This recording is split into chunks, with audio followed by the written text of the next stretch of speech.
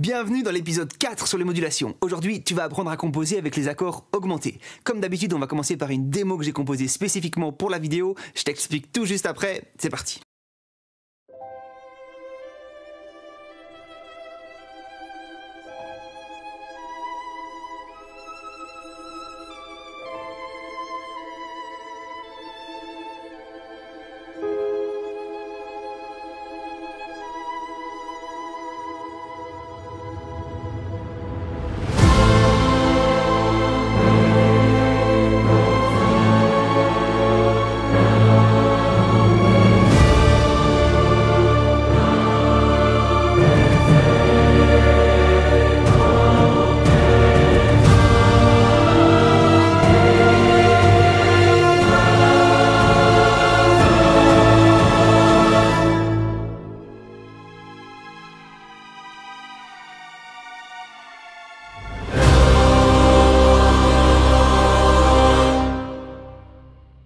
Et si tu choisis de rester pour regarder la suite de la vidéo, bienvenue dans mon studio, je m'appelle Adrien, t'as peut-être déjà entendu musique sur les bandes annonces de ces films-là, et sur cette chaîne YouTube, je partage mon expérience de compositeur. On a vu dans ces deux vidéos-là comment créer un accord parfait. C'est un accord qui est constitué de 3 notes, une fondamentale, une tierce et une quinte, et dans les accords majeurs, c'est d'abord une tierce majeure suivie d'une tierce mineure, et dans les accords mineurs, c'est d'abord une tierce mineure suivie d'une tierce majeure. Et à chaque fois, l'espace entre la fondamentale et la quinte est le même, c'est la quinte juste. On a vu dans les accords, dans la vidéo sur les tritons, dans les accords diminués, avec 2 tierces mineures d'affilée.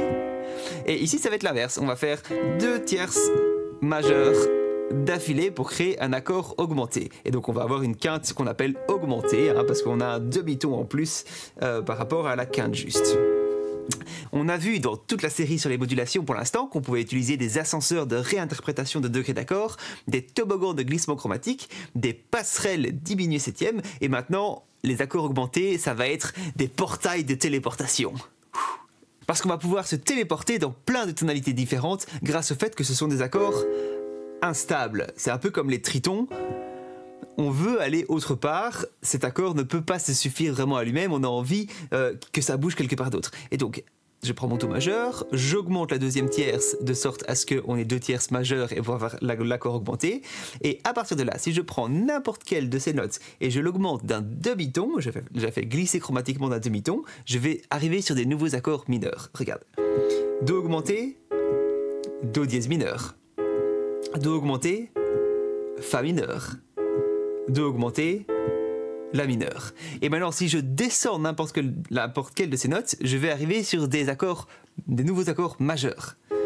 Do augmenté, je descends cela, Mi majeur. Do augmenté, La bémol majeur. Do augmenté, Do. Ça, on revient simplement au truc. Et maintenant, si je prends 2 notes à la fois et que je les descends, j'ai des nouveaux accords mineurs accords. Donc là, j'ai un La bémol mineur. Et puis, Do augmenté, Mi mineur. Do augmenté, Do mineur. Et je peux faire la même chose, je peux faire glisser chromatiquement vers le haut n'importe quel de ces combos de 2 notes et je vais avoir des nouveaux accords majeurs. Do augmenté, La majeur. Do augmenté, Fa majeur. Do augmenté, Do dièse majeur. On va maintenant mettre tout ça en application avec l'exemple que j'ai composé pour la vidéo et on va commencer par l'intro et je t'explique tout, on va la rejouer juste une fois.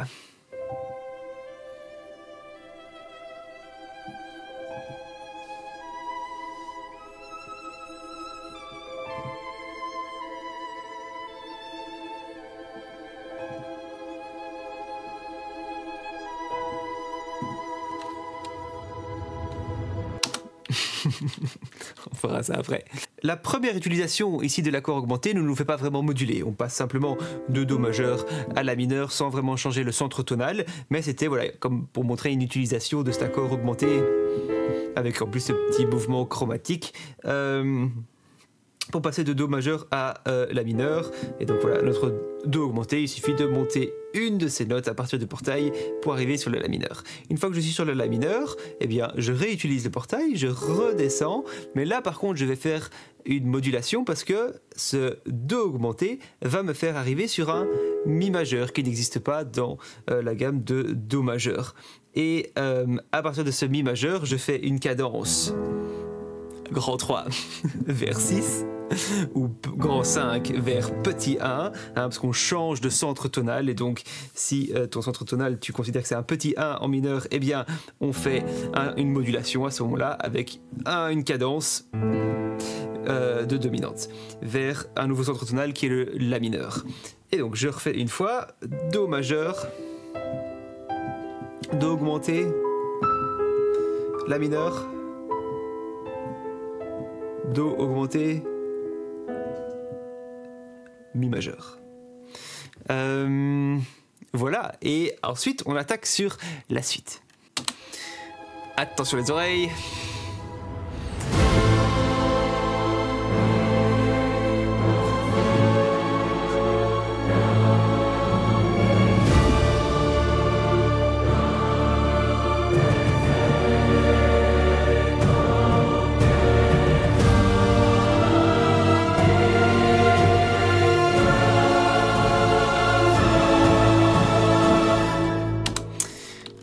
Donc, on a notre cadence Ré majeur vers La mineur qui nous amène sur un changement de tonalité et on arrive en mineur ici. D'ailleurs, si il y en a qui se demandent pourquoi est-ce que moi je dis grand 3 vers 6 et pas grand 5 vers petit 1, je ferai une vidéo dessus.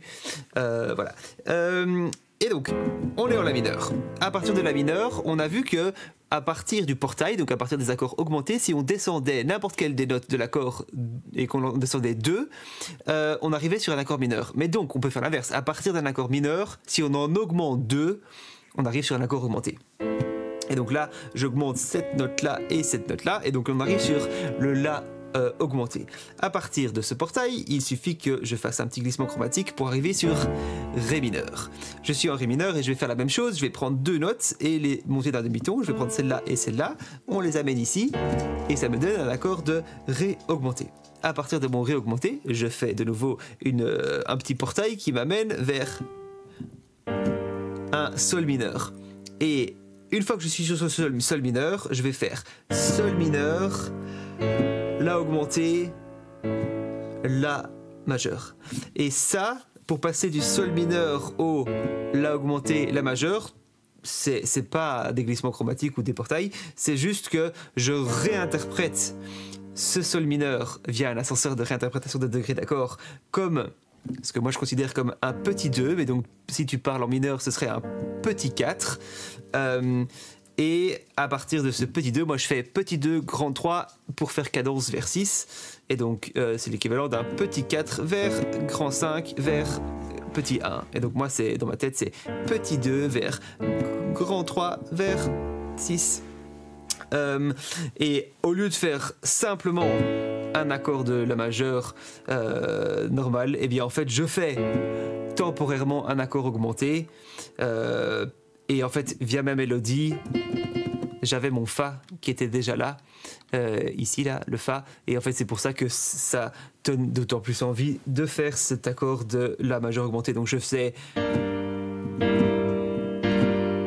puis je garde le Fa, donc ça fait La augmenté, La majeur, et puis là on a envie d'entendre voilà, et donc je ne fais pas ça parce que j'ai fait un peu de planing. Et donc ça sonne comme ça.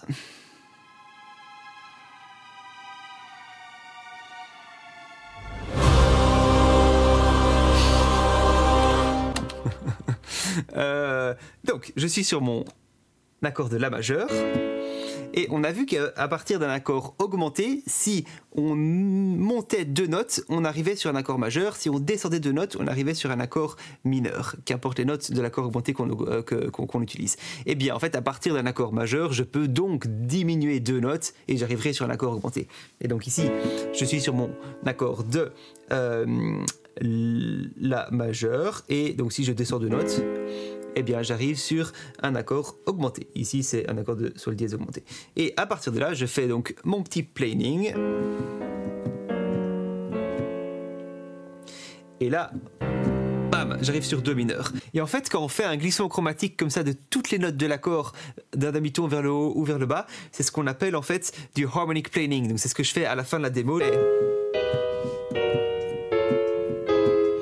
ce genre de dégringolade, on va dire harmonique là, elle marche assez bien en fait avec les accords augmentés ou diminués parce que vu qu'ils sont instables, eh bien on tolère d'autant plus ce côté genre oh là qu'est-ce qui se passe, et en fait on est en train d'un peu planer entre différentes harmonies pour arriver sur des tonalités lointaines, ou bien pour justement donner cet effet. En musique de film on fait ça volontiers, ça marche encore assez bien. Donc je ferai une vidéo sur le harmonic planing, n'hésite pas à t'abonner si ça t'intéresse. Comment est-ce que je passe de cet accord augmenté là, donc un Fa augmenté, vers un Do mineur? Ils n'ont pas l'air d'avoir beaucoup de liens en commun, et en fait c'est grâce à mon mouvement chromatique, hein. Donc là on descend d'un demi-ton, on descend d'un demi-ton, on descend d'un demi-ton, et en fait pour passer de Do Z à Do on descend d'un demi-ton aussi. Ça aurait été plus cohérent que je mette les violons là aussi en haut, je ne l'ai pas fait, c'est pas grave. Mais donc c'est vraiment ici via le mouvement chromatique de la mélodie qui me fait arriver de façon cohérente sur cet accord de Do mineur. Et l'autre manière d'interpréter ça aussi, c'est qu'en fait si j'avais fait un planing de plus, j'aurais fait donc... Et là, si j'étais encore descendu une fois, je serais arrivé sur un mi augmenté. Et le mi augmenté, par contre, lui, il est tout à fait lié via le portail au Do mineur. Hein. On a toujours ce common tone ici qui reste. Donc voilà, c'est une petite différence à la fin. J'espère que ça t'a plu. N'hésite pas à t'abonner. Ciao, ciao.